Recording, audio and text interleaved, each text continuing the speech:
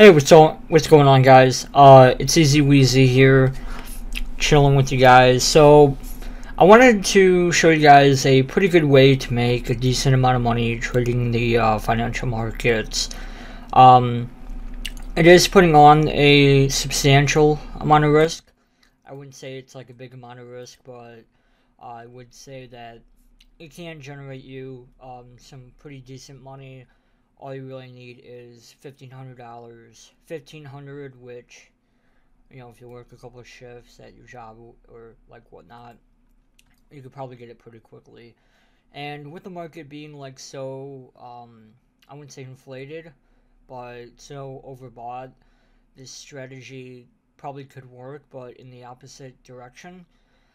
So we can look here. The S&P is trading at like 25.89, and which is pretty decent price value and whatnot. And we can see we're mid-range here on the range from the low to the high. So mid-range is probably good. This strategy probably doesn't really work good overnight, but if there's any economic news coming out, probably stay far away or stay within the near, just to see if it goes within your direction or whatnot.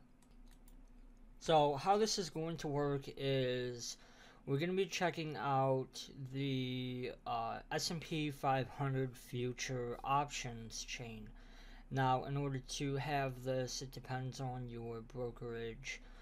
You need to have a margin 3 account with TD Ameritrade in order to even trade not the S&P, but future options chains to trade them and whatnot. If you don't have it, then this is not going to work for you, because it will just tell you that you cannot trade them. So what we have to look at here is I have a position right here in the S&P, 4 days till expiration, which it says November 17th, which I think that's basically going to next week.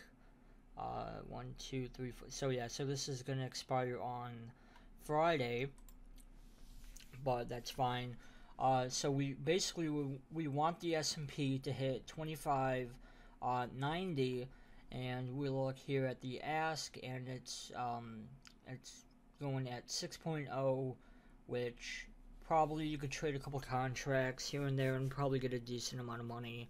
Now if you go here down to the 26.10, that right there here is a little so what I'm going to show you is probably the best way to do this. And so we look here at we do implied volatility, and we do probability of out of the money, and then we do delta. So what we have to look at here is we got to look at the probability of being out of the money. So there's a 51% chance of this being out of the money. So with this, the odds are against us, which is not good. We don't want the odds against us. But we look here at the markets, and we could see that we're only a 0.75 away. Actually, no, not even 0.75 away from being in the money. So with that out of the money probability, it sort of contradicts itself. But when it's like actual market trading, the markets are open, the cash markets are open, then there's some more volume within the S&P. So definitely I would trade the options here when the market is actually open. You can make a lot more money, but you could also lose the money that you put within the option if it does expire out of the money. So if we look here at the put side, we have a 61% chance of this being out of the money. So we look here at this, and we look here at this. Your odds are greater here if you do the call side, which is probably the best thing about this platform. There's so many good things about this platform, but I'm not gonna suck up to it or anything like that. But we do have to look at the out of the money. You could also do in the money, which I think is also helpful. But usually I do out of the money because I want to see what my odds are So the put side here is, you know, a 61% chance. I also look here at the spread between the 48 between the in the money, and as well as the out of the at the money, so to speak. So we have 61% chance of this being out of the money, all the way to 49% chance of being out of the money. And when we look here, we got now we're down to 50% chance of being out of the money. So our odds are now increased. So we have 50% and 39%. So the spread is, I would say, much larger than what you can see. And usually what I do is I just look at how it's performing, okay? Oh, wrong thing. Let's use some common sense and trends. The S&P has been going bid for so long. I mean, this market just continues and continues to rally without any sort of pullback. Last night here we did have some pullback, but you know, that was a huge buying opportunity. But with the market here always being so bid, I think you just have to go on the call side. I would not short this market. I mean, you really never short in a bear market. The only time you really short is short term, okay? Short with short term, okay? Go long for a long bull market. You look here at the S&P over like a 5-year chart, the thing will just not come down. Now, if you look at the NASDAQ is different, and it's also a lot more expensive to trade. Now, let's get in here. Let's actually get into like the actual trading perspective. So let's go to. Let me take this. I'm gonna copy it. And so the Thinkorswim platform allows you to have a DOM, which is depth of market. And it's a great tool, to be honest.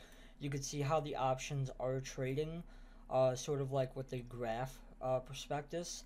So what I like to do here is the candlesticks are like, you know what, just not really what I want. So what I do is I do a line, and then I take the studies, and then I remove all of the studies. And with that here, I could basically see how it trades. Up, and up. Here we did come down, but you know, this is aftermarket and whatnot. But I just take the highs here, high there, high there, high there, high there, and high there, and then I see here where that sort of low point is. Now, pay attention to this, because I think it's going to be really helpful on your journey to trading. If you can see how we go from here to here, you could tell that the low is, I'm not counting this low right here. I mean, the low basically blew through all of these other lows. But when you have a sort of long term, I wouldn't say long term, but an intraday high, so to speak, and then it pulls back just a little bit, and then it starts coming up.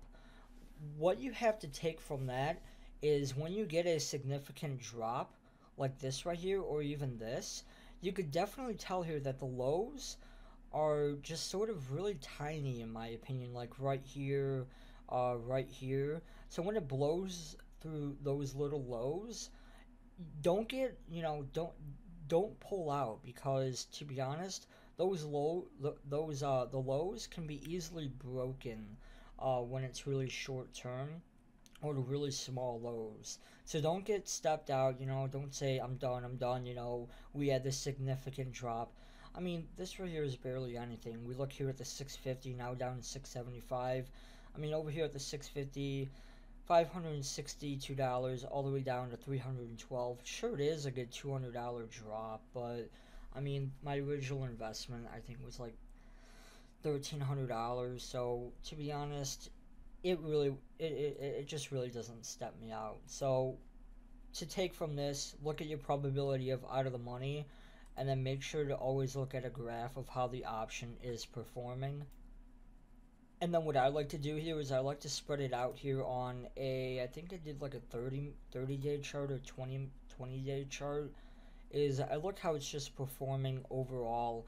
We can see here that it did have a low of 2.65 and a high of 8.5, but we look here, high, a little bit lower, really high, and then it did come off.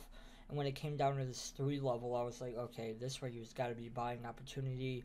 I got filled here at the 4.25. I've been just writing it up ever since. This right here was yesterday's low. I did buy here like at the 4.25 yesterday, and it really did come down significantly, but it did not hit that 2.65. So this right here, I was like, ooh, is it gonna break or is it gonna make? And it came right back up. S&P 500 future options are a quick and easy way to make money.